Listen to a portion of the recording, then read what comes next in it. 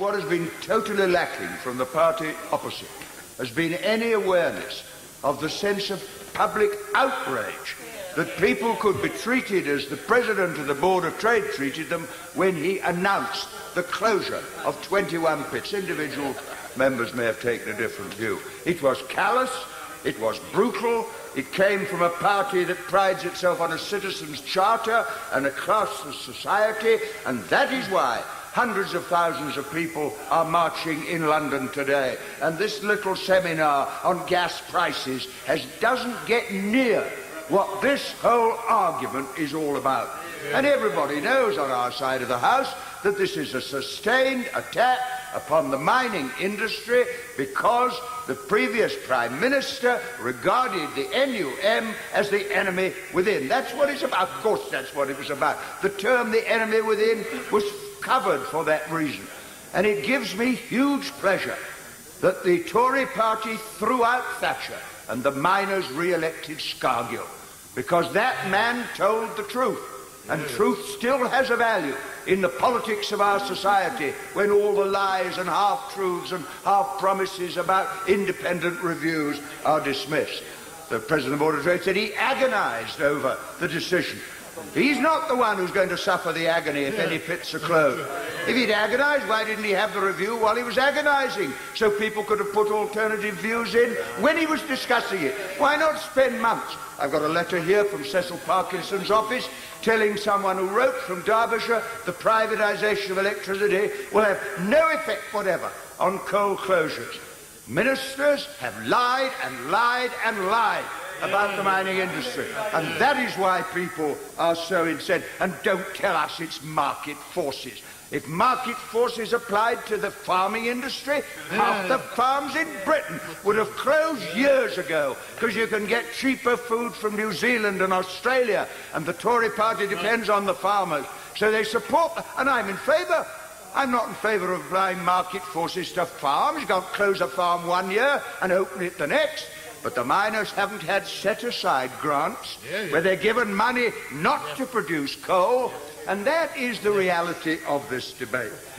Now, my dad, they prepared to pay a lot of money to the gamblers 2 weeks ago when it was the so-called market forces working on the currency, and that, I think, has played a part. Now, let me turn to what is required. What we require now is a re-examination of energy policy, bringing the fuel suppliers, the fuel industries and the suppliers and the customers and the unions together. We did it from 76 on, all the papers were published, the discussions were serious, and then when you do that, you have to ask what's the objective of energy policy. I tell you, one of the objectives the last Labour government published, very simple. The object of energy policy was that everyone should have heat and light at home. Not a bad energy policy objective, in which you recognise that energy in the end is judged by whether people can get hold of it or not. Somebody said to me the other day, if there's excess coal, why don't you give it to the pensioners? A very sensible argument. You give it free to the generating board, who pump it down the wire as the chief elect. Well, the honourable gentleman nods, he shakes his head, but that's an energy policy. But it's one they don't believe in, because they do believe in profit and not in people. And that's what this whole argument is about. Of course, you've got to look at imports, open cast. Order. I understand there is a point of order. I hope it is a point of order. It is indeed. Madam Deputy Speaker, is it in order for the right honourable gentleman to rewrite history? Order. Order. One moment, Mr. Benn. That is clearly not a point of order, and I take strong exception to the use of points of order in that way, by either side. Mr. Benn. Well, I hope that time is taken out, because I'm making a serious argument that's got more in common with what people outside think than the sort of little arguments we've had from those opposite. I finish with saying this, Madam Deputy Speaker. The vote tonight is not going to determine this matter, and if anybody thinks it is, they made a great mistake. The British public have been awakened.